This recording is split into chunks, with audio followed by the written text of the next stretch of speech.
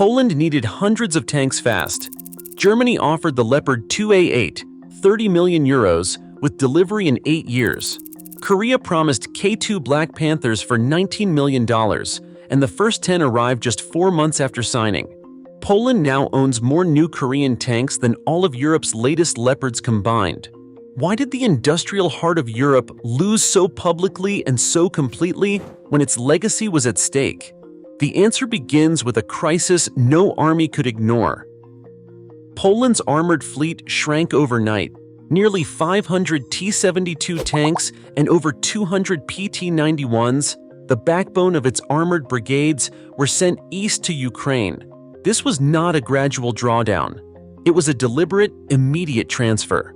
Warsaw made the call knowing these tanks would not return, and the gap they left behind was vast. What remained was a patchwork of older Leopard 2s, many bought secondhand from Germany years before. Even among these, only about 2/3 were ready for combat at any given moment. Maintenance backlogs and spare parts shortages kept dozens sidelined. Audits from the Polish defense staff showed the cold numbers. Hundreds of tanks gone, and the rest stretched thin along a growing border.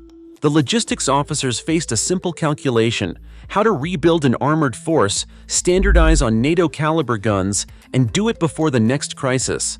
The old procurement timelines, measured in decades, no longer applied. With so much hardware already out the door and the Leopard fleet's readiness stuck below 70%, the need for a rapid solution was no longer a matter of preference. It was a matter of survival. On July 27, 2022, Poland and South Korea signed a framework agreement that set the stage for a new era in European armored procurement. Less than a month later, on August 26, 2022, the first executive contract was inked for 180 K2 Black Panther tanks with a delivery schedule that broke every European precedent.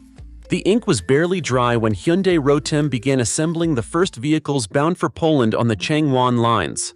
By December, just 4 months after the contract, the first 10 K2s rolled onto Polish soil. Port workers and rail crews moved quickly, unloading the tanks and sending them onward to training grounds before winter had fully settled in. Through 2023 and into 2024, the shipments continued.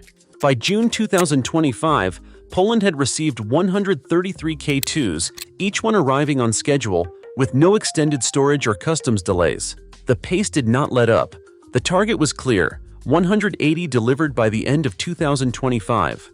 On November 19th, the Polish Defense Ministry confirmed the milestone was within reach, with the final batch already on the docks. For Poland's military planners, this was not just a procurement win, it was a transformation in real time. In less than 3 years, a country that had faced a critical shortfall in armor was fielding modern main battle tanks at a rate that outpaced anything seen in Europe since the Cold War. The timeline became its own proof: contract, arrival, deployment, each step visible, each milestone logged. The urgency that drove the original deal was answered not with promises, but with steel and horsepower, crossing the border month after month. For 3 decades, Europe's main battle tank factories ran cold. After the last new Leopard 2 left the line in 1992, production in Germany shrank to a trickle, focused on upgrades and overhauls, not building new hulls. By the time Poland needed tanks, the Leopard assembly lines had lost their rhythm, with capacity spread thin across several plants and a workforce geared for small batch, custom work.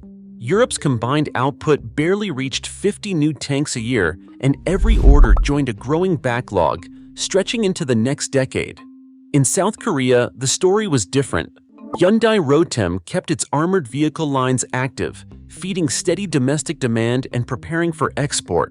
When Poland signed its contract, the Changwon plant was ready to pivot. Production lines were retooled, schedules cleared, and suppliers locked in. For 2025, nearly the entire K2 output was committed to Poland. 96 tanks in a single year, almost double the annual throughput of all Europe's Leopard lines combined. This was not just about machines or engineering. It was about trust in a factory's ability to deliver at scale, on time. Poland watched as the Korean plant delivered batch after batch, each one meeting the promised schedule. In a world where armored brigades cannot wait years for replacements, Industrial muscle mattered as much as technology. The numbers told the story. 33 years without a new Leopard versus a Korean line that could surge for export at a moment's notice. For Warsaw, that capacity was the difference between hope and a real steel-clad guarantee. Tank procurement in Europe comes at a premium.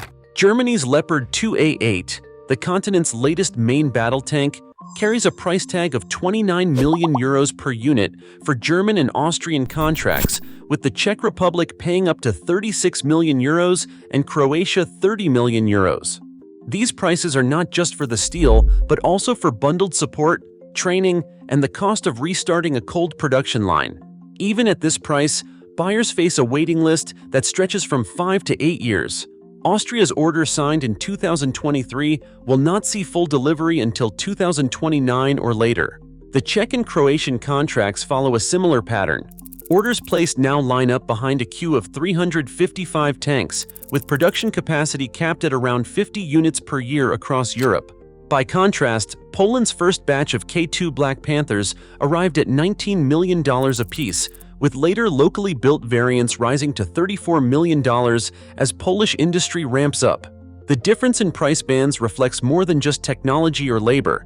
It is a direct result of industrial momentum. Korea's warm production line slotted Poland's order into an active schedule, while Europe's reactivation costs and fragmented supply chains drove up both price and delay. For European manufacturers, the consequences are measured in billions. Analysts calculate that the $6 to $9 billion Poland spent on Korean tanks and support vehicles could have fueled a revival of domestic industry, expanded supplier networks, and lowered costs for future buyers. Instead, the backlog grows, and the lost revenue signals a deeper strategic loss, Europe's largest rearmament contract flowing out of the continent, not into it. Weighing in at nearly 70 tons, the Leopard 2A8 stands among the heaviest main battle tanks in Europe. Its four-person crew relies on a manual loader, a tradition rooted in Western doctrine. By contrast, the K2 Black Panther tips the scales at just 55 tons, which is a full 14 tons lighter. This lower weight is not just a number on a spec sheet.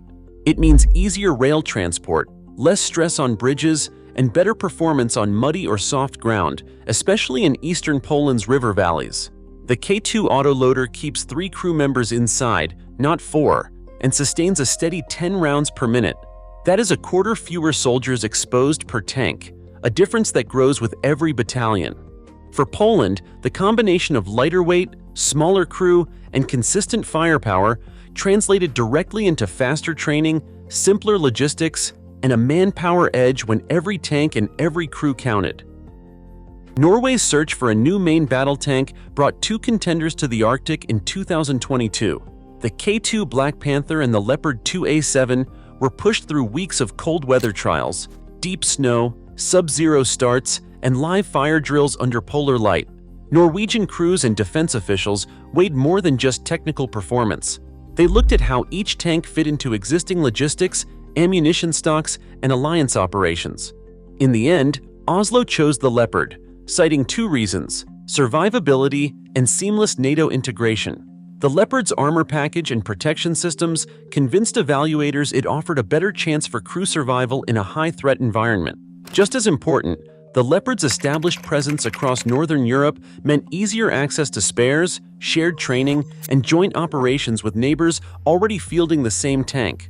Norway's verdict did not come down to price or delivery speed.